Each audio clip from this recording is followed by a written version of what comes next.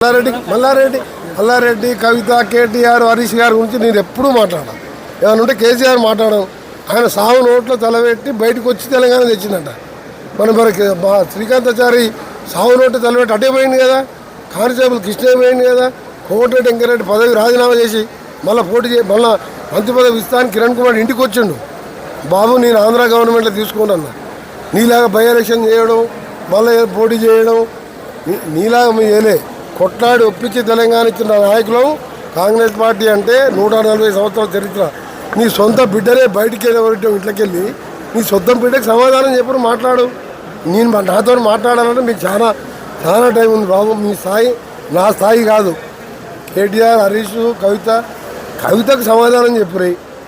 ఇవాళ కూడా ఏమన్నది మళ్ళీ పేరు పెట్టింది ఆయన గురించి, హరీష్ రావు గురించి వచ్చినప్పుడు కార్లో టీవీ చూసుకుంటూ వస్తున్నాడు.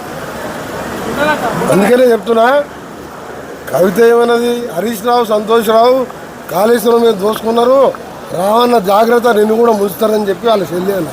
అందుకనే ఆ లెక్కలు తెచ్చుకోరు. మన ఇప్పుడు కేసీఆర్ బయటకు వచ్చి అన్నాడు, నీవు అనుకున్నావు అసెంబ్లీ ముందు మీటింగ్ పెట్టిండు, ఎమ్మెల్యేలు మీటింగ్ పెట్టి 2 ఏళ్ళలో లెక్క రాబోయే 3 ఏళ్ళలో లెక్క నేను అసెంబ్లీకి వస్తున్నా అంటే మేము అనుకున్నాం వచ్చి గడగడ నాడితలేవు. 3 నిమిషాలు కూడా లేడు అసెంబ్లీలో. మేము అనుకుంటాం, నేను చెప్తున్నా కేసీఆర్ గారికి నీకు నేను నైతిక విలువలు ఉంటాయి. 25 నెలలు 1,25,00,000 జీతం తీసుకున్నాం. నాకెంత వస్తుంది? నెలకు 5 లక్షలు జీతం వస్తుంది.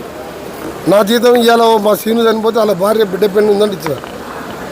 నువ్వు అసెంబ్లీకి రాకుండా జీతం తీసుకుని హక్కు ఎక్కడిది?